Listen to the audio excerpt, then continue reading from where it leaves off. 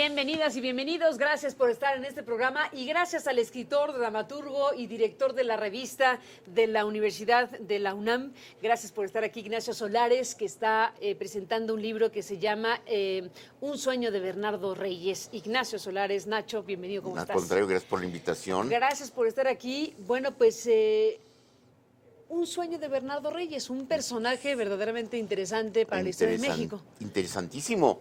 El problema es que estaba, espero que mi libro lo cambie de sitio, estigmatizado en el panteón de los malos. Pues sí, de los que traicionaron a Madero, cosa que también es cierto. Allí, entonces, Madero, el mártir de la revolución, quedó como el bueno y Bernardo Reyes como el malo.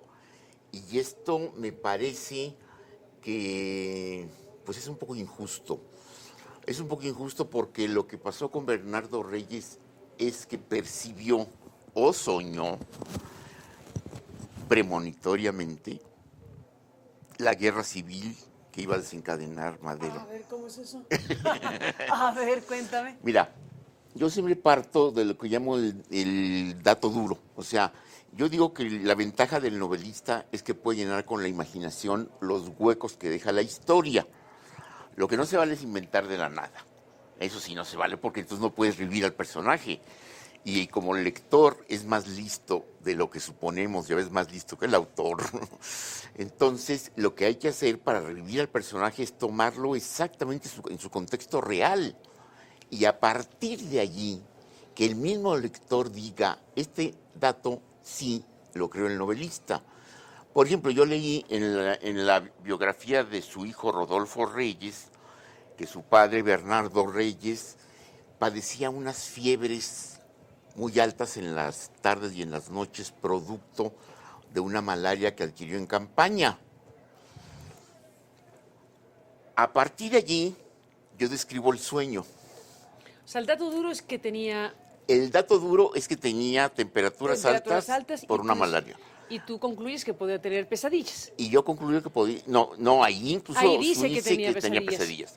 Pero lo que yo puedo hacer es imaginar una de esas pesadillas. ¿Y qué imaginaste en una pesadilla de Bernardo Reyes? Imaginé que Bernardo Reyes tiene una pesadilla o un sueño premonitorio de la guerra civil a la que nos va a llevar Madero.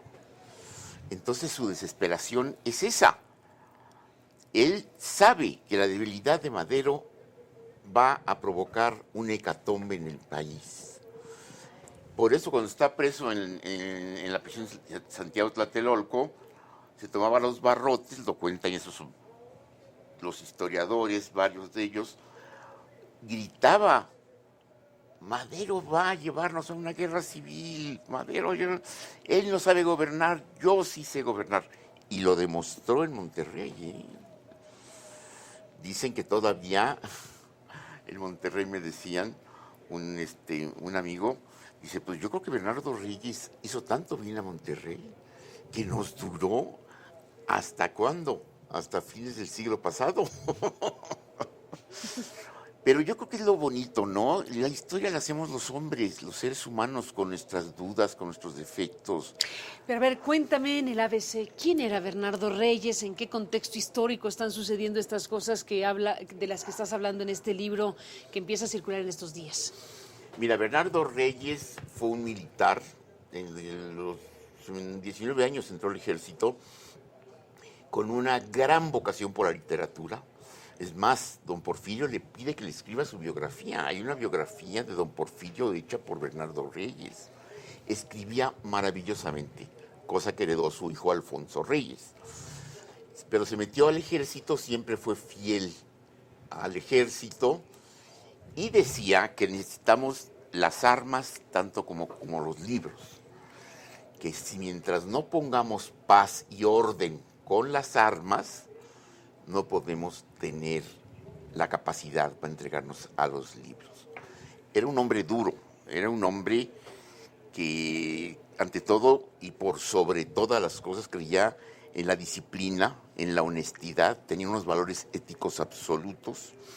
Hubiera sido incapaz de robarse un peso, por ejemplo, algo que me parece maravilloso. La mejor fuente que hay sobre Bernardo Reyes, y hay algunos ensayos y libros sobre él, pero está en la biografía de su hijo Rodolfo. Y por supuesto en Paternalia de su hijo Alfonso, donde cuenta Alfonso cómo le dio a leer libros desde niño, cómo le leía a Víctor Hugo en voz alta. Al niño Alfonso Reyes. Al niño Alfonso Reyes. Cómo fue amigo de Rubén Darío. Rubén Darío escribió, cuando muere Bernardo Reyes, un artículo en homenaje a él, en que lo compara con los héroes shakespearianos. Entonces, realmente era un personaje excepcional. ¿Por lo trágico? Por lo trágico. Y mira, hay un momento en que todo el país lo apoyaba para que fuera el sucesor de don Porfirio. Hay un momento en el cual él suponía que ya don Porfirio no se iba a elegir. Reelegir una vez más. Reelegir una vez más. Y entonces él suponía, bueno, todo el país lo aclamaba después de sus logros como gobernador de Nuevo León y como secretario de la Defensa. Entonces el país clamaba porque ya se fuera Porfirio Díaz y llegara Bernardo Reyes. Pero Porfirio Díaz le pide un periodo más, 6 años más, y ya me voy. Y lo dejo a usted en mi lugar. Entonces le dice Bernardo Reyes, bueno, deme la vicepresidencia para que sea un caminito más seguro. No, porque me haría usted sombra, cosa que es cierto. Lo manda a Europa a una comisión rarísima. Ahora, ¿qué hubiera pasado si en ese momento Bernardo Reyes se decide y dice, voy, señor presidente, creo que está usted equivocado, voy a entrarle a la...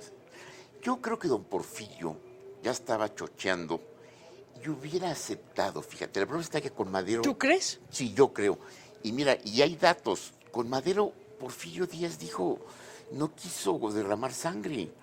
Y se fue. Y se fue de Ipiranga a Europa. Por eso yo creo que si Bernardo Reyes... O sea, no tuvo la osadía de decir.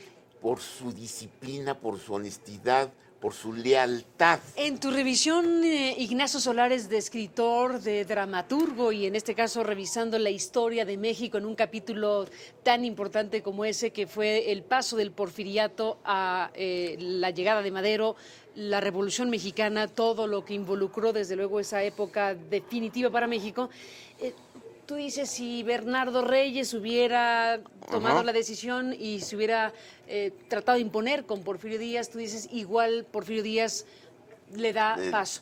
Y si eso hubiera ocurrido, pues la historia de México sería otra, dramáticamente. Simplemente, fíjate, no hubiera habido revolución. Déjame hacer una pausa y me dices qué es lo que supones hubiera sucedido con México. If. Volvemos.